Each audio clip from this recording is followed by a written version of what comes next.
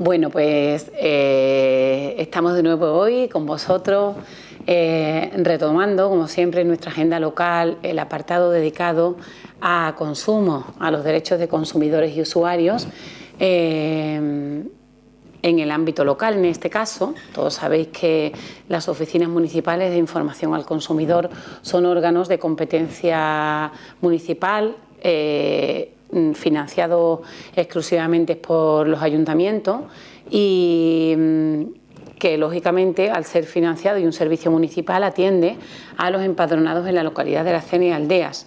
Es cierto que hay muchos municipios pequeños en la provincia de Huelva que desgraciadamente no han podido contar durante mucho tiempo con estos servicios porque son municipios pequeños con pequeños presupuestos que les es más complicado tener servicios como estos que, como digo, en teoría no son obligatorios.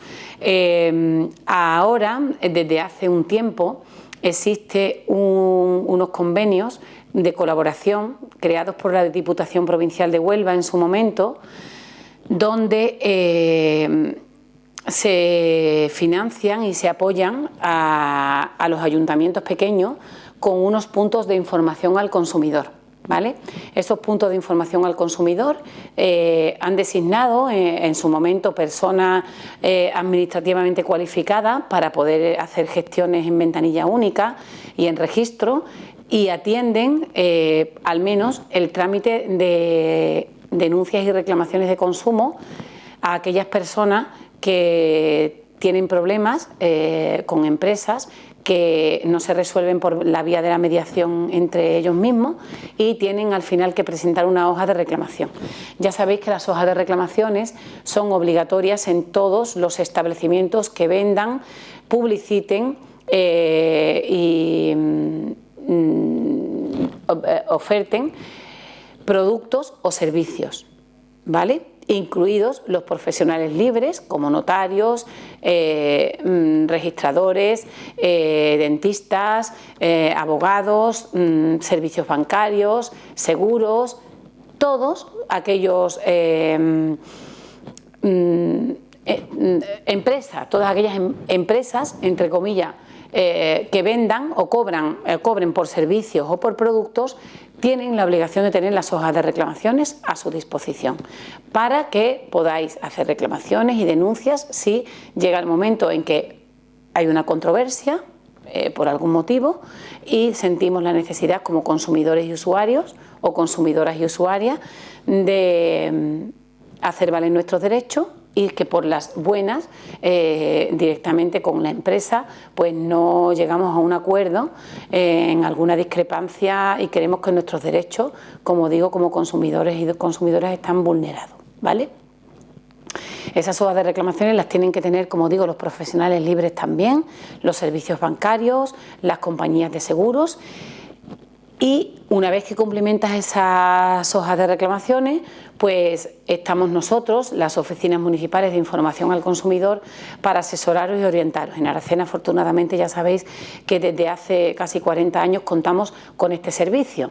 Pero, como digo, hay otros municipios pequeños que no cuentan desgraciadamente con ese asesoramiento, pero afortunadamente sí cuentan ya con un convenio por el que pueden tramitar esas hojas de reclamaciones o esas solicitudes de arbitraje de consumo y dirigirlas en la propia administración, el propio ayuntamiento, a las juntas arbitrales de consumo y los servicios de consumo de las diputaciones provinciales. Esto, hombre, es importante porque hasta hace muy poquito nosotros legalmente podíamos asesorar telefónica y directamente a consumidores y usuarios afectados por algún problema de consumo, pero no podíamos hacerle trámites de su reclamación, dado que la normativa andaluza de consumo no lo permite ya y prima el domicilio del consumidor. Es decir, un consumidor empadronado en el Ayuntamiento de Corterazor pues tiene que dirigirse para este y cualquier otro tema al Ayuntamiento de Corterazor por competencia. Nosotros ya no podemos desde hace varios años atender y tramitar reclamaciones que no sean de empadronados en Aracena o sus aldeas, ¿vale? Siempre que hablamos de Aracena, hablamos de las aldeas de Aracena también. Bien, quedando claro esto contacto y ofreciéndoos la posibilidad de contactar con nosotros, aunque seáis de otra localidad. De verdad que nosotros estamos abiertos a telefónicamente daros al menos unas directrices de cómo podéis dirigir vuestra reclamación. Eso no nos cuesta trabajo, realmente lo hacemos diariamente. En otro caso, si como digo estáis empadronados en Aracena, no hay ningún problema, podéis contactar con nosotros a través del teléfono 663-93-7874 o a través del correo electrónico consumo@aito con Y de ayuntamiento, aito-medio, aracena.es, para hacernos llegar vuestras consultas, dudas, sugerencias, reclamaciones, todas relacionadas con el mundo del consumo, ¿vale? Y después también podéis coger cita previa a través de la sede electrónica del Ayuntamiento de Aracena, que atendemos directamente de manera presencial los lunes, los miércoles y los jueves, o a través del teléfono 959-126-276, ¿vale? Eso por un lado. Hoy quiero recalcar un tema con el que nos estamos encontrando en los últimos tiempos y que es pues el tema de las placas solares. Las placas solares que se han puesto muy de moda porque realmente es cierto que aquellas viviendas que instalan placas solares se ven beneficiadas de un importante ahorro energético y de gastos de suministro de luz, y en sus facturas un ahorro importante cuando periódicamente, mensual o bimensualmente, nos llegan a casa esas facturas. Bien es cierto que hay empresas que se dedican a esas instalaciones, pero no hay que olvidar que cualquier responsabilidad en la instalación de unas placas solares en nuestro domicilio es, como digo, responsabilidad del ciudadano, del cliente, no de la empresa. Y nos estamos encontrando que hay una o dos empresas que están trabajando desde hace unos meses por la sierra de Aracena y se dedican a instalar placas solares diciéndole de palabra a los clientes que ellos se encargan de todo, y de todo es de todo lo necesario para hacer una instalación de placas solares, que lo más importante y lo primordial es saber si esas placas solares, según la normativa urbanística, se pueden instalar en el municipio, se pueden instalar en esa vivienda y de qué manera hay que instalar esas placas solares. Yo quiero hacer una llamada de atención hoy a este tema porque efectivamente nos estamos encontrando con verdaderos problemas de ilegalidades urbanísticas que se están presentando a través de inspecciones por denuncia o bien de vecinos o bien de los propios ciudadanos que están teniendo problemas de uso con esas placas, o directamente en el servicio de urbanismo cuando van a consultar se dan cuenta de que no han pedido ese compromiso supuesto de palabra de que esas empresas de instalación de placas de energía, de placas solares, supuestamente ellos se encargan de todo y todo es lo primero y principal es pedir permiso y solicitar la posibilidad o la viabilidad de esa instalación en el Departamento de Urbanismo a través de una licencia de instalación, pues resulta que no lo están haciendo. Entiendo yo que no es por desconocimiento, entiendo yo veo una clara mala fe en este caso, porque esas empresas están hartas de instalar placas solares en toda Andalucía. Son empresas que operan a nivel de toda Andalucía. La normativa urbanística ampara todo ese territorio y saben perfectamente que no se pueden hacer instalaciones de placas solares si no tienen licencia para ello. Y decirle al ciudadano, nosotros nos encargamos de todo, pues quiere decir que de palabra, no por escrito, el ciudadano, por desconocimiento muchas veces de la normativa, piensa que efectivamente ellos se encargan de todo, y cuando después ya esas placas quedan instaladas, se procede a instalar su funcionamiento, se detecta algún problema también en la instalación o la empresa no las pone a funcionar de manera correcta, por algún motivo en la administración, porque acuden a nosotros también, porque tienen problemas con la propia empresa de instalación, salta la liebre, pues resulta que nos estamos encontrando con que el tema más importante, que es la licencia y la posibilidad de instalar esas placas, que tienen que tener su licencia urbanística para la forma de instalarla y para la propia instalación. Lo mismo da que sea en zona urbana que en zona rústica, pues resulta que esas empresas no se están haciendo cargo o no están haciendo de manera correcta esa instalación. Entonces yo quiero hacer una llamada de atención a todos los ciudadanos que se planteen de alguna u otra manera instalar placas solares, que tienen que tener muy en cuenta que tienen que tener su licencia y su autorización para instalar la placa solar, y que la responsabilidad no es de la empresa instaladora ni de nadie, la responsabilidad es del titular de la vivienda, ¿vale? Del titular de la vivienda, tanto rural como urbana. O sea como sea, una placa solar para instalarla es una obra, tiene que tener su licencia, y además en Aracena hay una serie de normativas urbanísticas más restrictivas, porque tenemos zona de casco urbano, porque somos parque natural, en fin, y hay que tener muy en cuenta que esto es un tema importante, un tema de ilegalidad urbanística importante, y no se puede hacer nada de esto sin la debida autorización. Por tanto, aquellas personas que piensen o le ofrezca a una empresa instaladora la posibilidad de poner placas solares en su domicilio, lo primero que tiene que hacer es venir al servicio de urbanismo del Ayuntamiento de Aracena, pedir cita con el departamento e informarse bien de qué condiciones necesita, de la posibilidad de instalación, qué procedimiento administrativo hay que seguir, y no creerse nada de lo que la empresa le dice, ni por teléfono, ni yo diría que en papeles tampoco.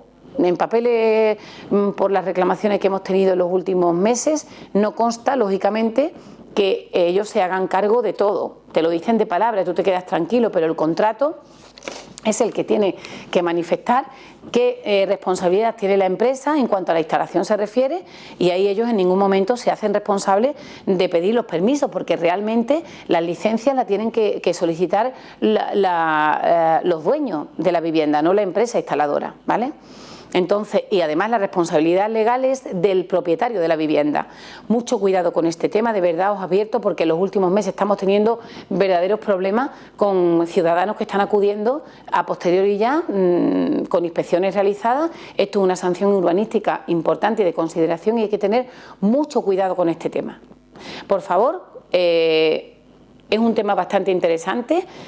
Plantearse instalar, si es posible y nuestra vivienda así lo permite, una placa o placas solares, dependiendo de las dimensiones de la vivienda y de la capacidad y de la zona en la que se encuentre. El tema de las placas solares es muy interesante de cara al ahorro energético en meses futuros, y también, lógicamente, al final al cuidado del medio ambiente, pero cierto y verdad es que no todos podemos hacer la instalación de esas placas solares, que conlleva una serie de procedimientos legales urbanísticos, y que no se puede uno fiar de lo que te diga la empresa, porque la empresa lo que quiere es instalar y cobrar, y el tema de la licencia lleva su procedimiento administrativo, lleva su tiempo, y cuando tengamos esa licencia ya para poder instalar la placa solar es cuando realmente ya tenemos la legalidad cubierta, estamos amparados legalmente y ya podemos hacer, o nos puede hacer la empresa, en este caso, la instalación de las placas solares.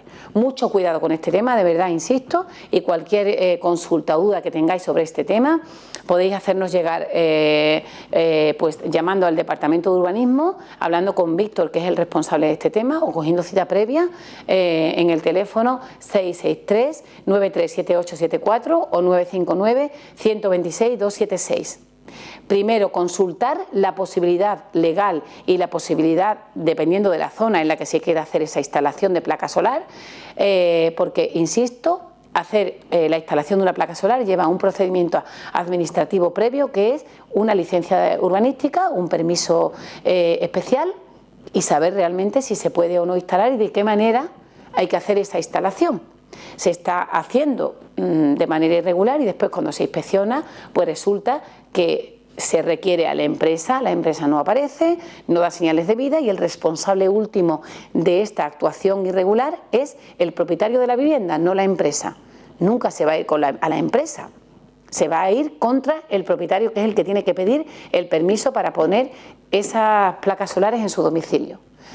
Mucho cuidado con este tema e insisto, cualquier duda al Departamento de Urbanismo del Ayuntamiento de Aracena antes de hacer cualquier actuación de este tipo o de plantearnos siquiera o de dar una señal o de pagar a la empresa instaladora, porque muchas veces, dependiendo de la zona y del sitio donde se quiere instalar esa placa solar, no corresponde o no se puede o tiene unos permisos especiales o una casuística que debe siempre estar filtrada y asesorada por el Departamento de Urbanismo del Ayuntamiento de Aracena.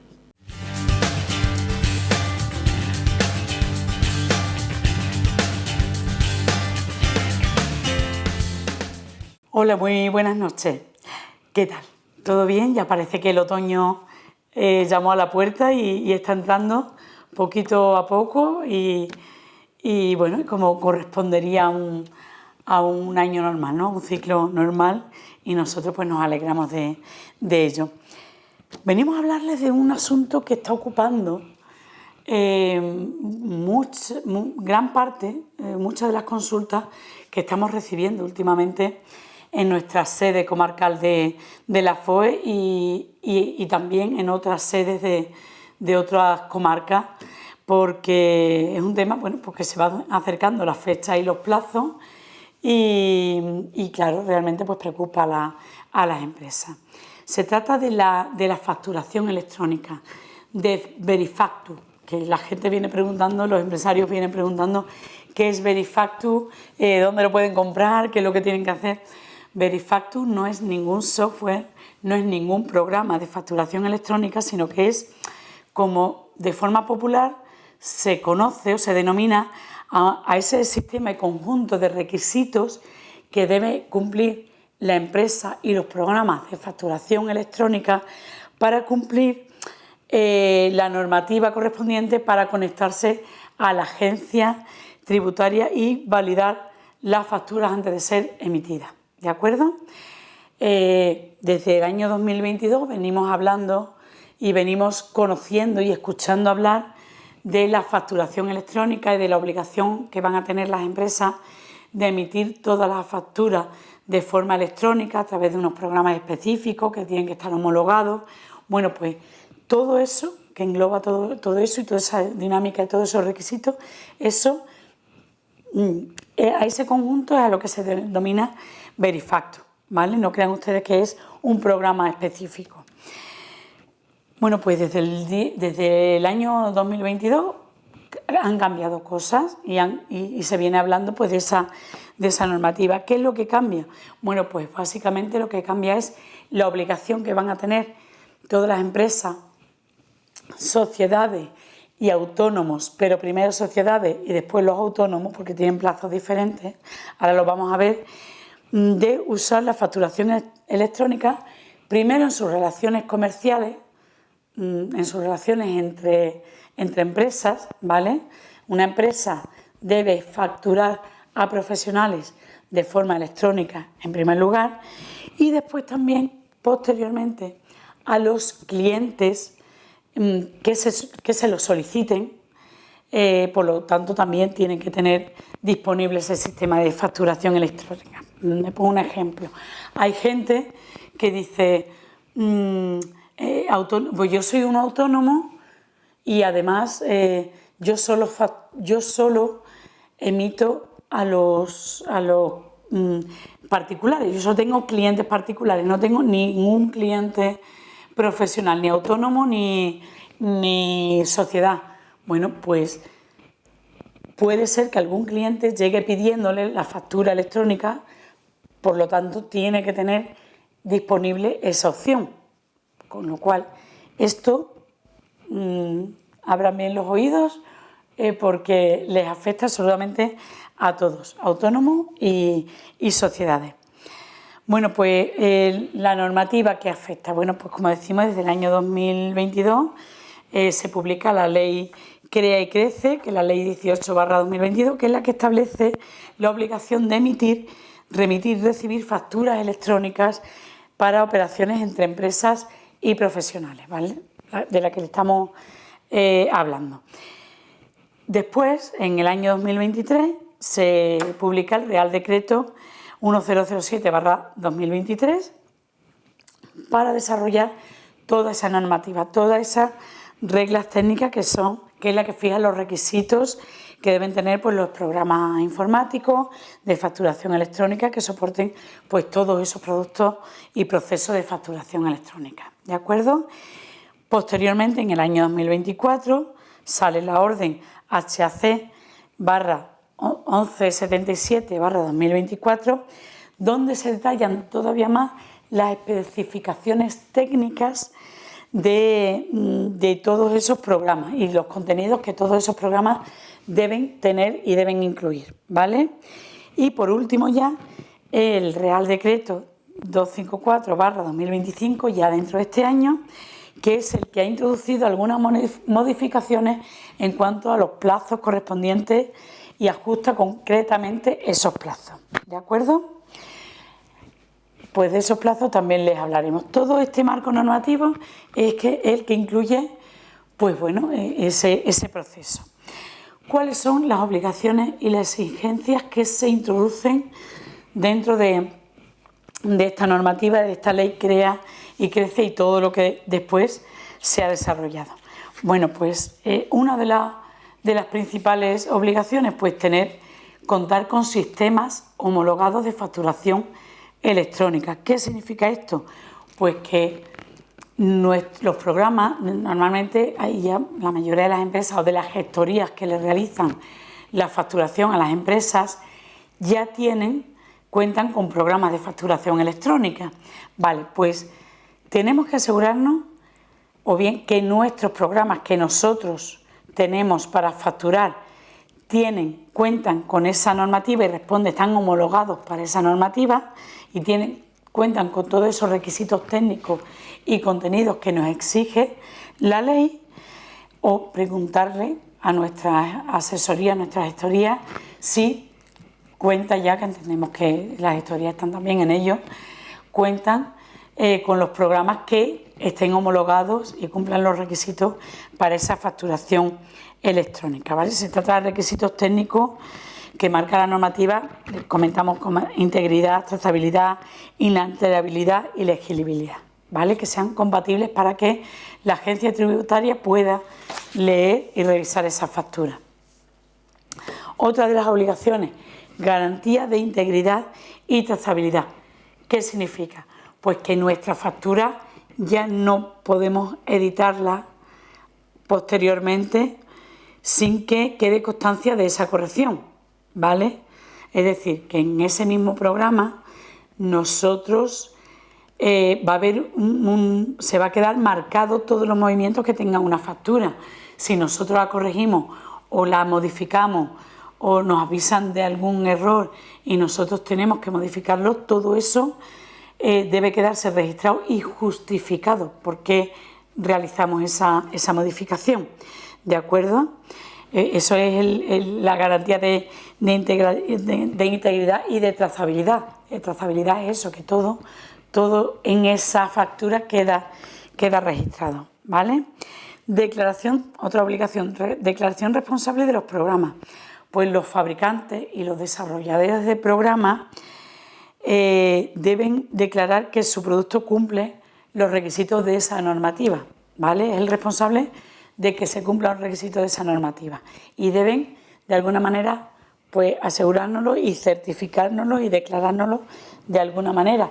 Nosotros debemos exigirle al fabricante del software, del programa que estemos comprando de facturación electrónica, un documento que de alguna manera pues certifique que lo que estamos comprando, el producto que estamos comprando, cumple la normativa.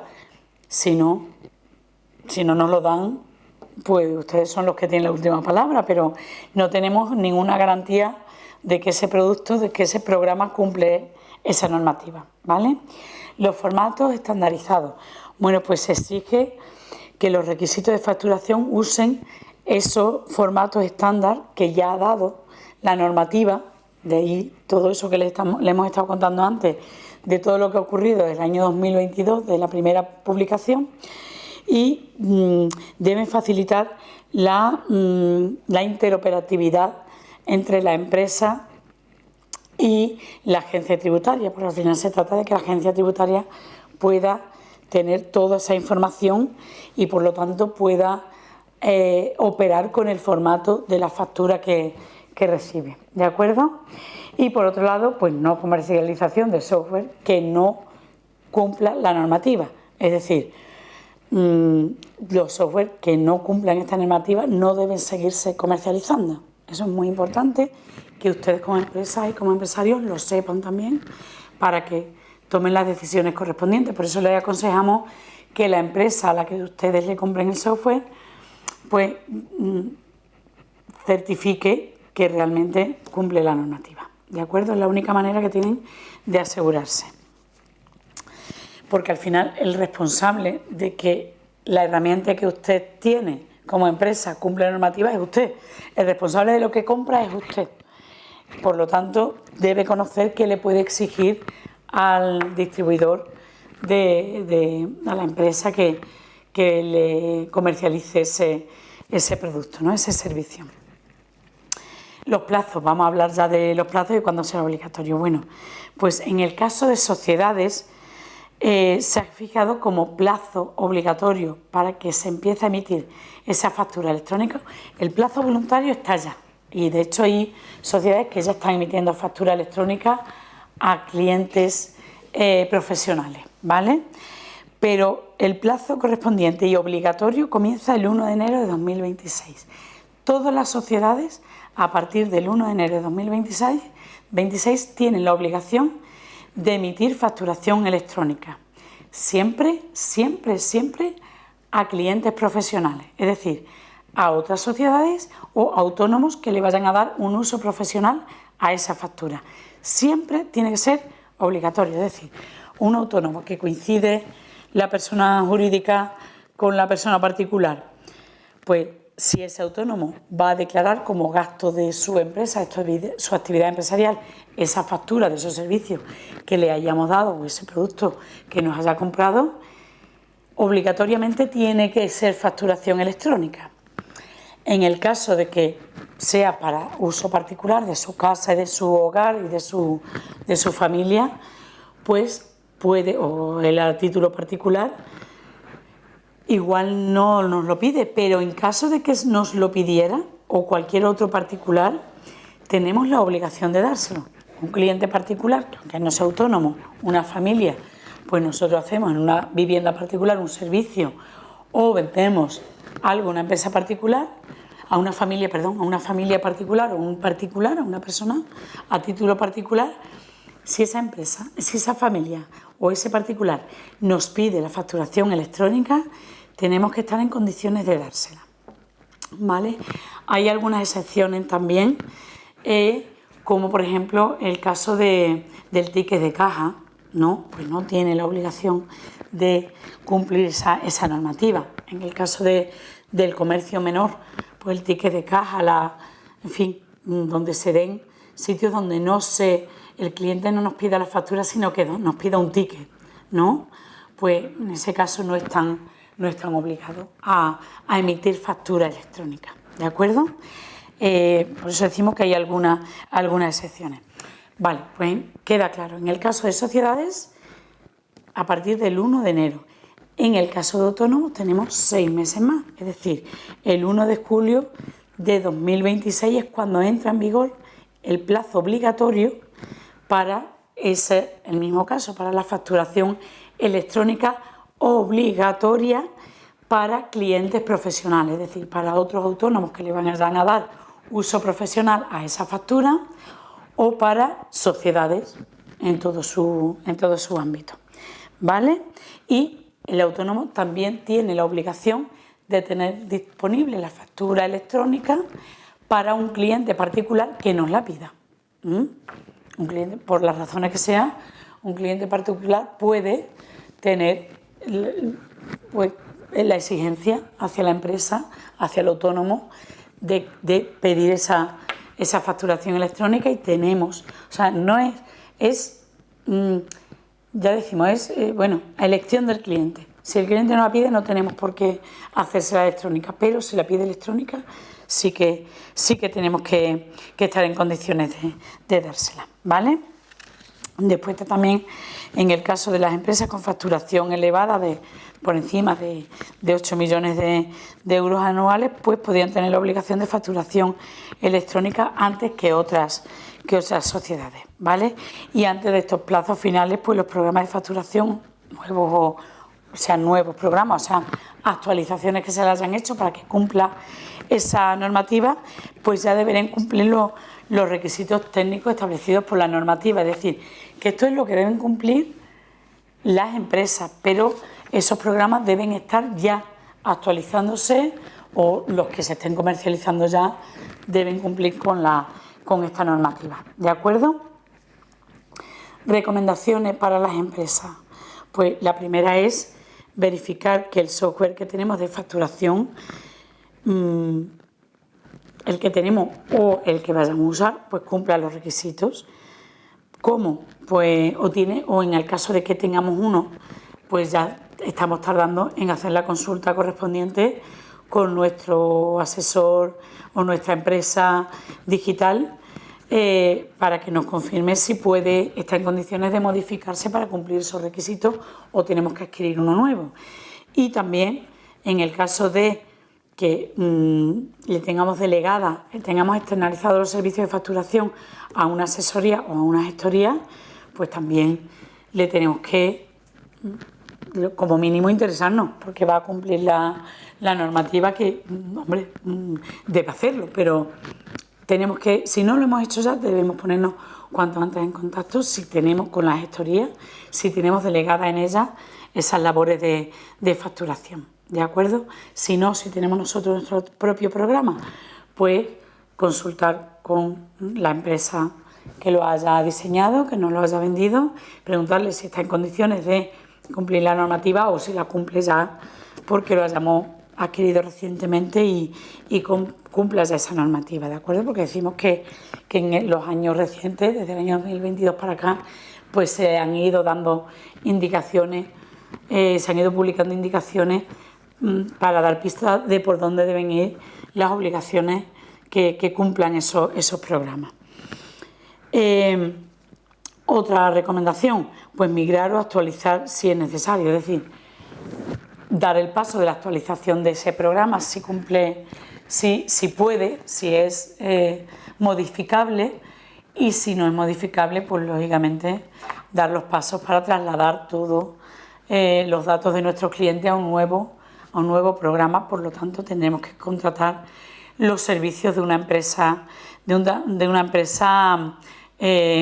que pueda dar esos servicios, que por cierto aquí en la Sierra, en el programa tenemos la asociación ASEIN en la FOE, que es de la Asociación de Servicios Informáticos, de Empresas de Servicios Informáticos, y hay una empresa asociada de nuestra sierra, a ASEIN, que es Informaticasa, que ya tiene su software perfectamente preparado y organizado para que puedan consultarle, puede incluso revisarle esa empresa su software, su programa, y revisar si es compatible con esas modificaciones que deben hacerse o debe adquirir uno nuevo. Ellos ya de hecho están haciendo ese asesoramiento para empresas, aunque no sean clientes habituales de ellos, ¿de acuerdo? Deben tener registros íntegros, es decir, cualquier modificación que se haga, como decíamos, dentro de esa factura electrónica, debe dejar la huella correspondiente, debe poderse seguir esa trazabilidad de todos los pasos que se han dado en esa factura. Lógicamente deberemos estar preparados antes de que empiece nuestro plazo obligatorio, por eso les traemos hoy aquí toda esta información, sea a partir del 1 de enero o sea a partir del 1 de julio del próximo año. Debemos estar plenamente informados y preparados, no debemos esperar hasta el último momento. Y siempre es recomendable consultar con un asesor fiscal o técnico todos estos cambios, porque tienen muchos matices y por mucho que nosotros pues leamos en internet y demás, al final una voz experta siempre es recomendable.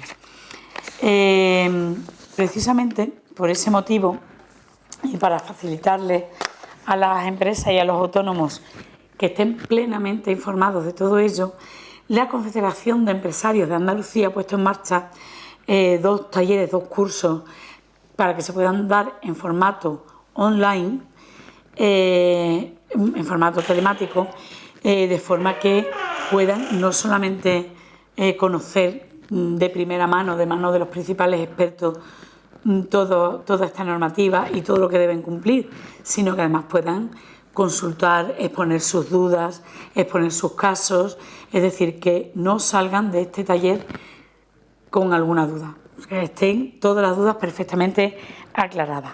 Se trata del taller El reglamento de la ley Crea y Crece y el reglamento de la ley antifraude, el sistema Verifactus, que es lo que le hemos comenzado a comentar, ¿vale? En modalidad, como decimos, online, y el objetivo no es otro que proporcionar todos los conocimientos relacionados con este sistema a empresas y autónomos, a sociedades y autónomos, y a los trabajadores que la empresa designe para que se formen en esa materia.